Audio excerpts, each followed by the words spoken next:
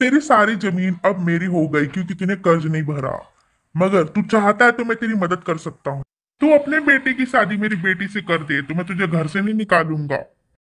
ये आप क्या बोल रहे हैं? आपकी बेटी तो मेरे बेटे से 5 साल उम्र में बड़ी है और उसके पाँव में भी प्रॉब्लम है। देखने से पता थोड़ी चलता है कि मेरी बेटी के पैर में दिक्कत है।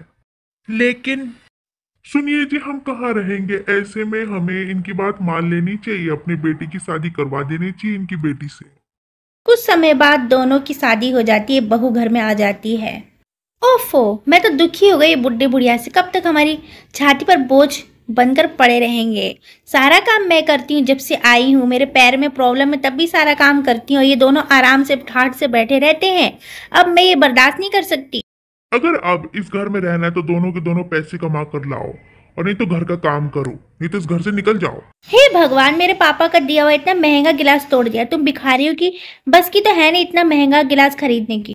मेरे ही पापा घर में रहकर मुझे ही आंख दिखा रही है। तुम दोनों मेरे घर से निकल जाओ, मैं तुम दोनों को और बर्दाश्त नहीं कर सकता हूँ। तू मुझे मेरे अपने ही घर से निकलने के लिए बोल रहा है? मैंने तेरे लिए कितना कुछ किया, तुझे पाला पोसा बड़ा किया और तेरी फीस के लिए सारी जमीन गिरवी रख दी, और तू मुझसे ही पूछ रहा है मैंने तेरे लिए क्या किया है। तू अपनी पत्नी के कहने पर उसकी बातों में आकर हमें घर से निकाल रहा है। एक दिन ये तुझे भी घर से निकाल देगी, मेरी बात याद रखना। बहुत तेज बारिश हो रही थी। दोनों पति पत्नी बुढ़ापे में बेसहारा होकर बारिश में निकल जाते हैं।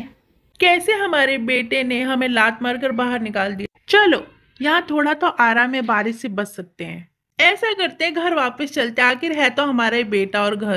मैं उस घर में अब कभी नहीं जाऊंगा जहां मेरे बेटे बहू ने मुझे घर से निकाल दिया। मेरे पास तुम्हारे लिए कोई काम नहीं है। बाबा आप इधर आओ। क्या हुआ बेटा? अच्छा ठीक है, आप दोनों मेरी दुकान में झाड़ू पोछा काम कर लेना, 2 वक्त का खाना मिल जाएगा। अब दोनों पति पत्नी वही दुकान में काम करते और वहीं सो जाते। आप दोनों मेरे साथ मेरे घर चलो, मैं अनाथ हूँ, मेरा इस दुनिया में कोई नहीं है। ये दोनों भी खुश होते और इन्हें लगता है इनको बेटा मिल गया है।